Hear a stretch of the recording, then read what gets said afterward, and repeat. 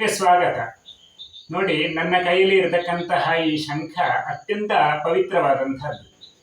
ಇದರ ಬಗ್ಗೆ ನಾವೊಂದು ಮಾಹಿತಿಯನ್ನು ನಾವು ಈ ವಿಡಿಯೋದಲ್ಲಿ ನೋಡುವ. ಇದನ್ನು ಯಾರು ಊದಬೇಕು, ಯಾವಾಗ ಊದಬೇಕು, ಎಷ್ಟು ಸಾರಿ ಊದಬೇಕು, ಈ ವಿಚಾರದಲ್ಲಿ ನಮಗೆ ಕೆಲವೆಲ್ಲ ಗೊಂದಲಗಳಿರ್ತದೆ. ಹಾಗಿರುವಾಗ ಇದನ್ನು ನಮ್ಮ ಶಾಸ್ತ್ರಕಾರರು ಯಾವ ರೀತಿ ಹೇಳಿದ್ದಾರೆ ಎನ್ನುವಂತಹ ಮಾಹಿತಿಯನ್ನು ನಾವು ನೋಡಿಕೊಂಡು ಬರುವ.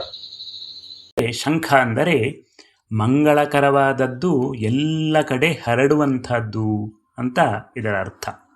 ಈ ಶಂಖದ ಹಿನ್ನೆಲೆ ಏನು ಅಂತ ಕೇಳಿದರೆ, ತ್ವಂಪುರಾ ಸಾಗರೋತ್ಪನ್ನೋ ವಿಷ್ಣುನ ವಿಧೃತಕರೇ ರಕ್ಷಾರ್ಥಂ ಸರ್ವದೇವಾನಾಂ ಪಾಂಚಜನ್ಯ ನಮೋಸ್ತುತೆ.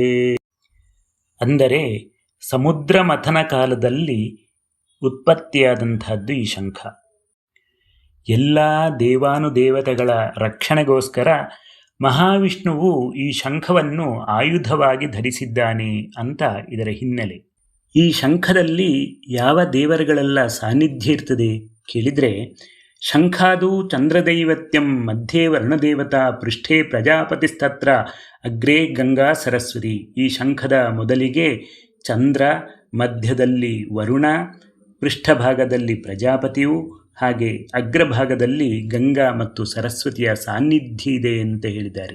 ಈ ಶಂಖವನ್ನು ಊದುವ ಸಮಯ ಯಾವುದು ಅಂತ ಕೇಳಿದರೆ, ಸಂಧ್ಯಾಕಾಲೇತು ದೀಪಸ್ಯ ಪ್ರಜ್ವಲನಂ ಕೃತಂ ಯದಾ ಶಂಖನಾದೇನ ಸಂಯುಕ್ತಂ ಸರ್ವಮಂಗಲಕಾರಕಂ.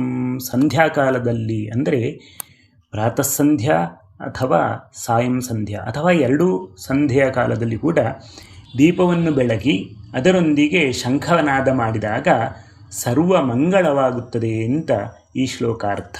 ಶಂಖಧ್ವನಿಯನ್ನು ಯಾರು ಮಾಡಬಹುದು, ಪುರುಷನ, ಸ್ತ್ರೀಯ ಎನ್ನುವಂತಹ ನಮ್ಮ ಪ್ರಶ್ನೆಗೆ ಇಲ್ಲಿ ಉತ್ತರ ಇದೆ. ಯಾರು ಬೇಕಾದರೂ ಊದಬಹುದು ಎನ್ನುವಂತಹದ್ದು ನಮಗಿಲ್ಲಿ ಆಧಾರ ಇದೆ. ಶಂಖಧ್ವನಿಂ ಪ್ರಕುರ್ವೀತ ಗೃಹೇ ಶುದ್ಧ ಸಮನ್ವಿತಃ ಪುರುಷೋ ವಾಪಿ ನಾರಿ ವಾ ವಿಷ್ಣುಲೋಕೆ ಮಹೀಯತೆ. ಯಾವ ವರ್ಗದವರು, ಯಾವ ಜಾತಿ ಭೇದವಿಲ್ಲದೆ ಎಲ್ಲರೂ ಕೂಡ ಶಂಖನಾದವನ್ನು ಮಾಡಬಹುದು. ಇದಕ್ಕೆ ನಿಷೇಧವಿಲ್ಲ. ಇನ್ನೊಂದು ಪ್ರಶ್ನೆ ಎದುರಾಗಬಹುದು, ಶಂಖನಾದವನ್ನು ಎಷ್ಟು ಸಾರಿ ಮಾಡಬೇಕು ಎನ್ನುವಂಥದ್ದು. 3 ಸಾರಿ ಊದುವಂತಹದ್ದು ಪದ್ಧತಿಯಲ್ಲಿ ಬಂದಿದೆ. ಇದಕ್ಕೆ ವರಾಹ ಪುರಾಣದಲ್ಲಿ ಉಲ್ಲೇಖವಿದೆ. ತ್ರಿವಾರಂಚ ಪ್ರಕರ್ತವ್ಯಂ ಶಂಖನಾದಂ ಶುಭಪ್ರದಂ ಪ್ರಥಮಂ ದೇವತಾವಾಹಂ ದ್ವಿತೀಯಂ ವಿಘ್ನನಾಶನಂ ತೃತೀಯಂ ಮುಕ್ತಿದಂ ಪ್ರೋಕ್ತಂ ಪೂಜಾಕಾಲೇ ವಿಶೇಷತಃ ಅಂತ. ಮೊದಲಿನ ನಾದದಿಂದ ದೇವತೆಗಳ ಆವಾಹನೆಯಾಗ್ತದೆ. ಎರಡನೆಯ ನಾದದಿಂದ ವಿಘ್ನಗಳು ನಾಶವಾಗ್ತದೆ. ತೃತೀಯಂ ಮುಕ್ತಿದಂ ಪ್ರೋಕ್ತಂ, 3ನೇ ಸಲ ಊದಿದಾಗ ಮುಕ್ತಿಯನ್ನು ಕೊಡುತ್ತದೆ ಅಂತ ಶಂಖನಾದದ ಪ್ರಯೋಜನವನ್ನು ಹೇಳಿದ್ದಾರೆ. ಶಂಖನಾದ 3 ಸಲ ಮಾಡಬೇಕು ಎನ್ನುವಂಥದ್ದಕ್ಕೆ ಇನ್ನೊಂದು ಶ್ಲೋಕವಿದೆ. ರಜೋಭಾವೇ ಪ್ರಥಮೋ ನಾದಃ ಸತ್ವಭಾವೇ ದ್ವಿತೀಯಕಃ ತಮೋ ನಿವಾರಣೆ ಚೈವ ತೃತೀಯೋ ನಾದ ಉಚ್ಯತೆ. ಮೊದಲಿನ ನಾದದಿಂದ ರಜೋಗುಣ ಜಾಗೃತಗೊಳ್ಳುತ್ತದೆ, ಎರಡನೆಯ ನಾದದಿಂದ ಸತ್ವಗುಣ ವೃದ್ಧಿಯಾಗ್ತದೆ, 3ನೆಯ ನಾದದಿಂದ ತಮೋಗುಣ ದೂರವಾಗ್ತದೆ ಅಂತ ಅರ್ಥ. ಕೆಲವು ಕಡೆ ಬೇರೆ ಬೇರೆ ಪದ್ಧತಿ ಇದೆ. ಕೆಲವು ಕಡೆ ಎರಡು ಸಲ, ಮತ್ತಿನ್ನು ಕೆಲವು ಕಡೆ 4 ಸಲ ಕೂಡ ಇದೆ. ಹಾಗೆ ಅದು ಯಾವುದು ಕೂಡ ತಪ್ಪಲ್ಲ, ಎಲ್ಲವೂ ಕೂಡ ಸರಿಯಾದ ಕ್ರಮವೇ. ಈ ಶಂಖದಲ್ಲಿ ವಿಧ ವಿಧವಾದಂತಹ ಶಂಖಗಳಿದೆ. ಒಂದು ದಕ್ಷಿಣಾವರ್ತ ಶಂಖ, ಅಂದರೆ ಬಲಮುರಿ ಶಂಖ ಅಂತ ಹೇಳ್ತೇವೆ. ಈ ಬಲಮುರಿ ಶಂಖ ಇದು ಪೂಜೆಗೆ ಅತ್ಯಂತ ಶ್ರೇಷ್ಠ. ಇನ್ನೊಂದು ವಾಮಾವರ್ತ ಶಂಖ. ನೋಡಿ, ಈ ಶಂಖ ಇದು ಎಡಮುರಿ ಶಂಖ. ಇದು ಎಡದ ಸೈಡಿನಲ್ಲಿ ಹೀಗೆ ಓಪನ್ ಆಗಿರ್ತದೆ. ಇದು ಊದುವುದಕ್ಕೆ ಹೆಚ್ಚಾಗಿ ಎಡಮುರಿ ಶಂಖವನ್ನೇ ಊದುವಂಥದ್ದು. ಮತ್ತೊಂದು ಮಧ್ಯಾವರ್ತ ಶಂಖ. ಇದರ ಮುಖ ಮಧ್ಯದಲ್ಲಿ ತೆರೆದಿರುತ್ತದೆ. ಇದು ಬಹಳ ಅಪರೂಪ. ಶಂಖನಾದಕ್ಕೆ ಎಷ್ಟೊಂದು ಮಹತ್ವ ಇದೆ ಎಂಬುದಕ್ಕೆ ಶ್ರೀಕೃಷ್ಣನ ಪಾಂಚಜನ್ಯದ ಕಥೆಯೇ ಇದೆ. ಶ್ರೀಕೃಷ್ಣ ಮತ್ತು ಬಲರಾಮರು ತಮ್ಮ ಶಿಕ್ಷಣಕ್ಕಾಗಿ ಸಾಂದೀಪನಿ ಮಹರ್ಷಿಗಳ ಗುರುಕುಲಕ್ಕೆ ತೆರಳಿದರು. ಅಲ್ಲಿ ಅವರು ಅಲ್ಪಕಾಲದಲ್ಲೇ ವೇದ, ಶಾಸ್ತ್ರ ಮತ್ತು 64 ಕಲೆಗಳನ್ನು ಸಂಪೂರ್ಣವಾಗಿ ಕರಗತ ಮಾಡಿಕೊಂಡರು. ವಿದ್ಯಾಭ್ಯಾಸ ಮುಗಿದ ನಂತರ ಕೃಷ್ಣನು ತನ್ನ ಗುರುಗಳ ಬಳಿ ಹೋಗಿ, ಗುರುದೇವರೇ, ನಿಮಗೆ ಗುರುದಕ್ಷಿಣೆಯಾಗಿ ಏನು ಬೇಕು ಎಂದು ವಿನಮ್ರವಾಗಿ ಕೇಳಿದನು.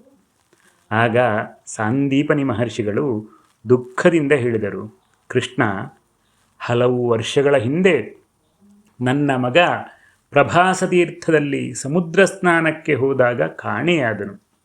ನೀನು ಅವನನ್ನು ಮರಳಿ ತಂದುಕೊಟ್ಟರೆ ಅದೇ ನನಗೆ ಅತ್ಯಂತ ದೊಡ್ಡ ಗುರುದಕ್ಷಿಣೆ ಎಂದರು. ತನ್ನ ಗುರುವಿನ ಮಾತನ್ನು ಕೇಳಿದ ತಕ್ಷಣ ಕೃಷ್ಣ ಮತ್ತು ಬಲರಾಮರು ಪ್ರಭಾಸತೀರ್ಥಕ್ಕೆ ತೆರಳಿದರು. ಅಲ್ಲಿ ಕೃಷ್ಣನು ಸಮುದ್ರದೇವನನ್ನು ಕರೆಯಿಸಿ ಗುರುಪುತ್ರನ ಬಗ್ಗೆ ವಿಚಾರಿಸಿದನು. ಸಮುದ್ರದೇವನು ಪ್ರತ್ಯಕ್ಷನಾಗಿ ಹೇಳಿದನು, ಪ್ರಭು, ಗುರುಪುತ್ರನನ್ನು ನಾನು ತೆಗೆದುಕೊಂಡಿಲ್ಲ.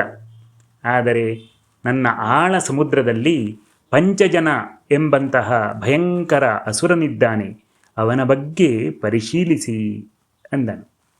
ತಕ್ಷಣ ಶ್ರೀಕೃಷ್ಣನು ಸಮುದ್ರದ ಆಳಕ್ಕೆ ಇಳಿದು ಪಂಚಜನ ಅಸುರನೊಂದಿಗೆ ಭೀಕರ ಯುದ್ಧ ನಡೆಸಿದನು. ಕೊನೆಗೆ ಅಸುರನನ್ನು ಸಂಹರಿಸಿದನು. ಅಲ್ಲಿ ಗುರುಪುತ್ರ ಸಿಗಲಿಲ್ಲ.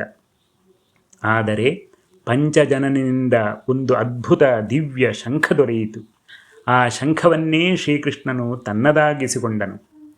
ಪಂಚಜನನಿಂದ ದೊರೆತ ಕಾರಣ ಅದಕ್ಕೆ ಪಾಂಚಜನ್ಯ ಎಂಬ ಹೆಸರು ಬಂದಿತು. ನಂತರ ಕೃಷ್ಣ ಬಲರಾಮರು ಯಮಧರ್ಮರಾಜನ ಲೋಕವಾದಂತಹ ಸಂಯಮನೀ ನಗರಕ್ಕೆ ತೆರಳಿದರು. ಅಲ್ಲಿ ಕೃಷ್ಣನು ತನ್ನ ದಿವ್ಯ ಶಂಖವಾದ ಪಾಂಚಜನ್ಯವನ್ನು ಊದಿದನು. ಆ ದಿವ್ಯ ನಾದದಿಂದ ಯಮಲೋಕವೇ ಮೊಳಗಿತು. ಯಮಧರ್ಮರಾಜನು ಕೃಷ್ಣನಿಗೆ ನಮಸ್ಕರಿಸಿ, ಪ್ರಭು, ತಮ್ಮ ಆಜ್ಞೆ ಏನು ಎಂದು ಕೇಳಿದನು. ಆಗ ಕೃಷ್ಣನು ತನ್ನ ಗುರುವಿನ ಮಗನನ್ನು ಮರಳಿ ನೀಡುವಂತೆ ಕೇಳಿದನು.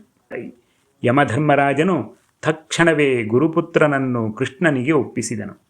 ಕೃಷ್ಣ ಮತ್ತು ಬಲರಾಮರು ಆ ಬಾಲಕನನ್ನು ಕರೆದುಕೊಂಡು ಬಂದು ಸಾಂದೀಪನಿ ಮಹರ್ಷಿಗಳಿಗೆ ಒಪ್ಪಿಸಿದರು.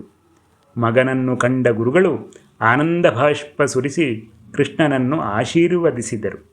ಹೀಗೆ ಗುರುಭಕ್ತಿಯ ಸಂಕೇತವಾಗಿ ಗುರುದಕ್ಷಿಣೆಯನ್ನು ಪೂರ್ಣಗೊಳಿಸಿದ ಶ್ರೀಕೃಷ್ಣನ ಕೈಗೆ ಬಂದ ದಿವ್ಯ ಶಂಖವೇ ಪಾಂಚಜನ್ಯ.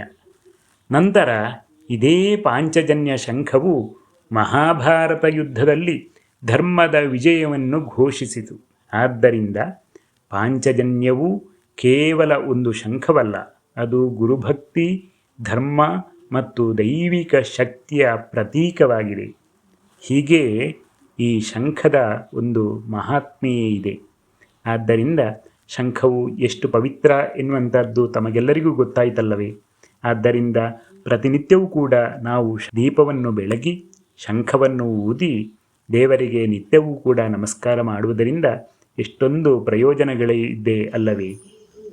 ಶ್ರೀಕೃಷ್ಣನ ಪಾಂಚಜನ್ಯದಂತೆ ನಮ್ಮ ಜೀವನದಲ್ಲೂ ಧರ್ಮ ಮತ್ತು ಸತ್ಯದ ನಾದ ಸದಾ ಮೊಳಗುತ್ತಿರಲಿ.